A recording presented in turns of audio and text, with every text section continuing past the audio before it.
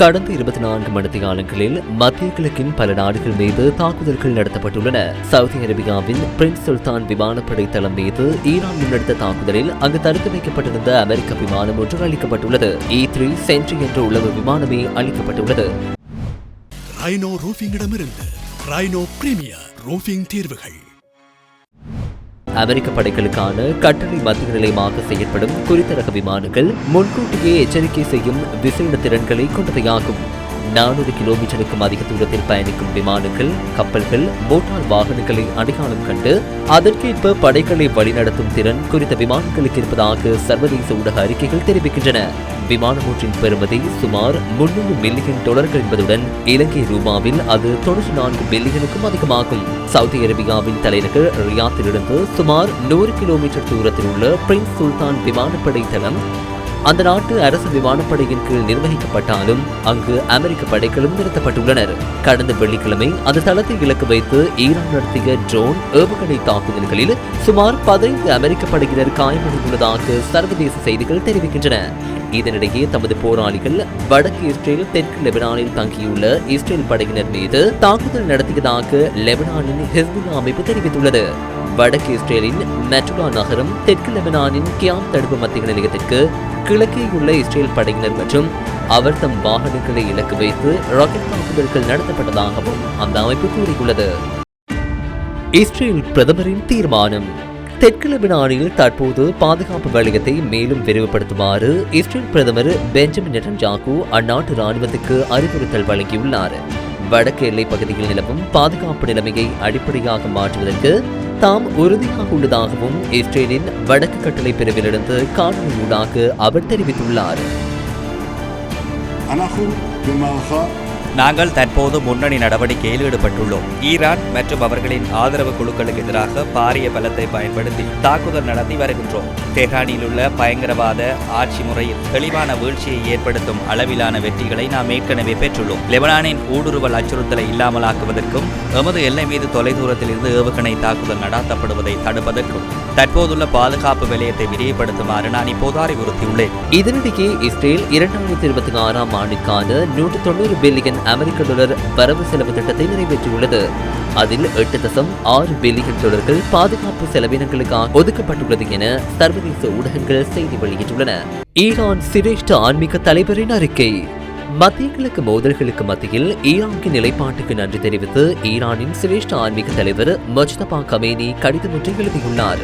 ஈராக்குக்கான ஈரானின் தூதுவர், ஈராக்குக்கான சிரேஷ்ட இஸ்லாமிய சபையின் சபாநாயகர் ஆகியோருக்கு இடையில் இடம்பெற்ற கலந்துரையாடலை தொடர்ந்து குறித்த கடிதம் ஈராக்கிடம் ஒப்படைக்கப்பட்டதாக சர்வதேச ஊடகங்கள் செய்தி வெளியிட்டுள்ளன. ஈரானுக்கு எதிரான ஆக்கிரமிப்புக்கு மத்தியிலும் ஈரான் மக்களுக்கு ஆதரவு தெரிவித்தமைக்காக ஈராக் ஆட்சியாளர்களுக்கும் மக்களுக்கும் ஈரானின் சிரேஷ்ட ஆன்மீக தலைவர் தமது நன்றியை தெரிவித்துள்ளார். சிரேஷ்ட ஆன்மீக தலைவர் பதவிக்கு வந்த பின்னர் இதுவரையில் முஜ்தபா கமேனி எந்தவொரு சந்தர்ப்பத்திலும் ஊடகங்களுக்கு முன்பதாக தோன்றியதில்லை. பாதுகாப்பு காரணங்களினால் முஜ்தபா கமேனி பகிரங்கமாக தோன்றுவதில்லை என ஐக்கிய நாடுகள் சபைக்கான ஈரானின் பிரதிநிதி தெரிவித்துள்ளார். பதவிக்கு வரும் எந்தவொரு சிரேஷ்ட ஆன்மீக தலைவரையும் கொலை செய்வதாக இஸ்ரேல் இதற்கு முன்னர் கூறியிருந்தது.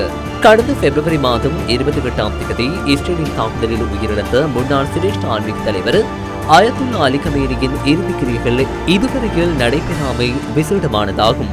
இதனிடையே எதிரி நாடுகள் பகிரங்கமாக சமாதான பேச்சுவார்த்தைகள் நடைபெறுவதாக உலகிற்கு காண்பித்தாலும் அவர்கள் ரகசியமாக ஈரானின் தரைவழி ஆக்கிரமிப்புக்கு தயாராகி வருவதாக ஈரான் பாராளுமன்ற சபாநாயகர் முகமது ஃபகர் கலீஃபா குற்றம் சுமத்தியுள்ளார்.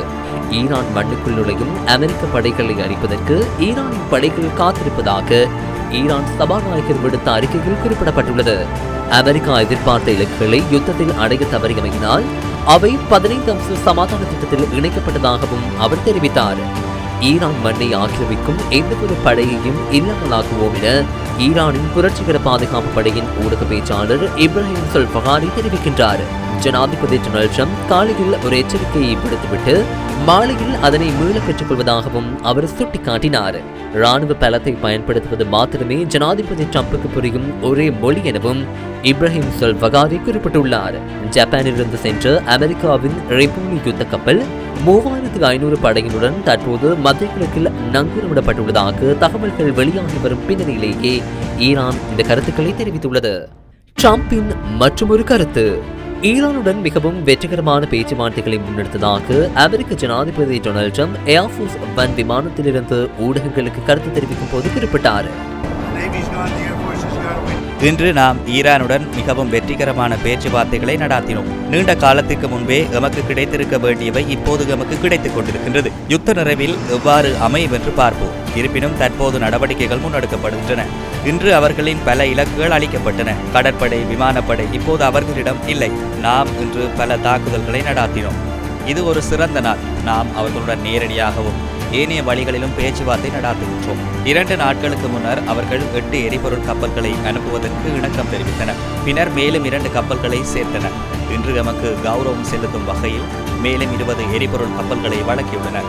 இவை நாளை காலை முதல் ஹோமோஸ் நீரிணையூடாக வருகை தர உள்ளது. ஈரானுடன் பேச்சுவார்த்தை நடத்தும் அதே வேளையில் சில சந்தர்ப்பங்களில் நாம் அவர்கள் மீது தாக்குதல் நடத்துவதற்கான தேவையும் உள்ளது. அணுசக்தி ஒப்பந்தம் மிகவும் மோசமானது. நாம் அதனை நிறுத்தி B2 குண்டுவீச்சு விமானங்கள் ஊடாக தாக்குதல் நடத்தியமையால் அவர்களால் அணு ஆயுதங்களை உருவாக்க முடியாமல் போனது. இப்போது அங்கு ஆட்சியும் மாறிவிட்டது. முன்னரை போன்று மோசமான ஆட்சியாளர்கள் இப்போது இல்லை. அவர்கள் உயிரிழந்து விட்டனர். இப்போது இருப்பவர்களுடன் கொடுக்கல் வாங்கல் செய்வது எளிது. நாம் அவர்களுடன் ஒப்பந்தம் ஒன்றை மேற்கொள்வோம் என நினைக்கின்றேன். அது நடக்கும் என்று எதிர்பார்க்கின்றேன். சில வேளைகளில் நடக்காமலும் போகலாம். மத்திய கிழக்கு நெருக்கடியை நிர்வகிப்பதற்காக பாகிஸ்தானின் ஆதரவுடன் முன்னெடுக்கப்படும் பேச்சுவார்த்தைகளில் சாதகமான முன்னேற்றம் ஏற்பட்டுள்ளதாகவும் அமெரிக்க ஜனாதிபதி டொனால்ட் ட்ரம்ப் தெரிவிக்கின்றார். பினான்சியல் டைம்ஸ் செய்தி சேவைக்கு வழங்கிய நேர்காணலின் போதே அவர் இந்த விடயத்தை குறிப்பிட்டார். இதுவரையில் அமெரிக்கா ஈரானின் 13,000 இலக்குகள் மீது குண்டுகளை வீசியுள்ளதாகவும் அவர் குறிப்பிட்டார். பாகிஸ்தான் கொடியின் கீழ் பயணிக்கும் 20 கப்பல்கள் ஹோர்முஸ் நீரிணையை கடப்பதற்கு ஈரானின் பாராளுமன்ற சபாநாயகர் முகமது ஃபகர் கலீஃபா அனுமதி வழங்கியமை தொடர்பிலும் அமெரிக்க ஜனாதிபதி கருத்து வெளியிட்டார். இவ்வாறான பின்னணியில் ட்ரம்புக்கு எதிரான நோகிக்ஸ் எதிர்ப்பு போராட்டங்கள் அமெரிக்கா முழுவதும் முன்னெடுக்கப்பட்டு வருகின்றன. Washington, New York, Los Angeles, Minneapolis உள்ளிட்ட அமெரிக்காவின் அனைத்து பிரதான நகரங்களிலும் தற்போது போராட்டங்கள் இடம்பெற்று வருவதாக சர்வதேச ஊடகங்கள் செய்தி வெளியிட்டுள்ளன. ஈரானுடனான போர் அதிகரித்து வரும் வாழ்க்கை செலவு, ட்ரம்பின் கொள்கைகளுக்கு எதிர்ப்பு தெரிவித்தே இந்த போராட்டம் முன்னெடுக்கப்படுகின்றது. இதனிடையே லாஸ் ஏஞ்சலிஸில் இடம்பெற்ற போராட்டத்தின் போது வன்முறையாக நடந்து கொண்ட சிலர் கைது செய்யப்பட்டதாகவும் சர்வதேச செய்திகள் தெரிவிக்கின்றன. இதனிடையே போரை நிறுத்துமாறு கோரி பல நாடுகளிலும் போராட்டங்கள் முன்னெடுக்கப்பட்டுள்ளன. துருக்கியின் இஸ்தான்புல் நகரில் கூடிய ஆயிரக்கணக்கான மக்கள் போரை உடனடியாக நிறுத்துமாறு கோரிக்கை விடுத்துள்ளனர். யுத்தம் தொடர்பான பேச்சுவார்த்தைகள். எகிப்து மற்றும் சவுதி அரேபியா, பாகிஸ்தான் ஆகிய நாடுகளுக்கு இடையிலான உயர்மட்ட பேச்சுவார்த்தைகள் இன்று 2வது நாளாகவும் தொடர்கின்றன. அமெரிக்கா, இஸ்ரேல், ஈரானுடன் கொண்டுள்ள போரினை இல்லாமலாக்குதல், ஏனைய பிராந்திய பிரச்சினைகள் தொடர்பில் கலந்துரையாடுவதற்காக பாகிஸ்தானின் இஸ்லாமாபாத் நகரில் நேற்றும் பேச்சுவார்த்தைகள் இடம்பெற்றன. நேற்றைய பேச்சுவார்த்தைகளின் பின்னர் ஊடகங்களுக்கு கருத்து தெரிவித்த பாகிஸ்தான் வெளிவிவகார அமைச்சர், அமெரிக்காவுக்கும் ஈரானுக்கும் இடையில் பேச்சுவார்த்தைகளை நடத்துவதற்கான வசதிகளை ஏற்படுத்திக் கொடுப்பது பாகிஸ்தானுக்கு கிடைத்த கௌரவம் என குறிப்பிட்டார்.